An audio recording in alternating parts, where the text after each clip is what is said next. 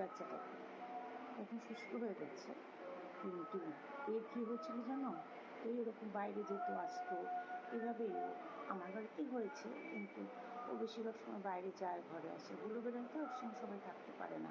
কিন্তু মুশকিল হচ্ছে দিন 10 আগে, 10 দিন না, প্রায় 15 দিন আগে যখন ও বাড়িতে এলো হঠাৎ করে, তখন ওকে দেখতে পেলো বাড়িতে সবাই, তো কানের ওপরে একটা ফুটোটার মধ্যে ওষুধ লাগানো হচ্ছে, বোঝা যায়নি। দিন 2 বাদে ওরা ভিডিও করে আমাকে দেখালো, আমি তখন দেখছি টকবক করে ফুটছে মনে হচ্ছে ভেতরটা। ততক্ষণে সঙ্গে সঙ্গে বোঝা গেছে ভিতরে পোকা হয়েছে। ডাক্তারকে খবর দেওয়া হয়েছে, এসেছে। আমি জানি ওগুলোকে বলে ম্যাগট পোকা। প্রায় 1 আঙুল মতো গর্ত করে ফেলেছিল। এবার সেটা যদি পুরো শরীরে ঢুকে যেত বা মাথায় চলে যেত, ওকে বাঁচাতে পারা যেত না। কিন্তু আমার ওই ডাক্তারবাবু এসে সঙ্গে সঙ্গে সে পোকা বের করে, ইঞ্জেকশন দিয়ে স্প্রে করে, পুরো ভেতর থেকে ওয়াশ করে সব পোকা বের করেছে। এখনও ফুটোটা একটু বাকি আছে, কিন্তু এখন এই মহারাজ বেরোতে চাইছেন, ওকে ছাড়তে হবে।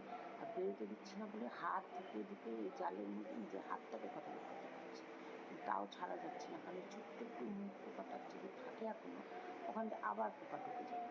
এটা আমি সেখানে বসে সব কথা বলছি, ভাবছিও, তাই জন্য আবার শুয়ে পড়ি। যেই আমি এখান থেকে সরে যাবো, আবার ও চিৎকার করবে। কিন্তু সবাই তোমরা একটু একটু সাবধানে রেখো।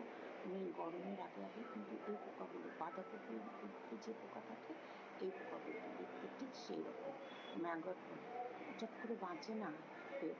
কিন্তু ও চলে এসেছে বলে ওকে ভগবানের ইচ্ছা এখন বাঁচাতে পেরেছে। তবে দেখা যাক কী হয়, ওর ভাগ্য আর আমারও ভাগ্য।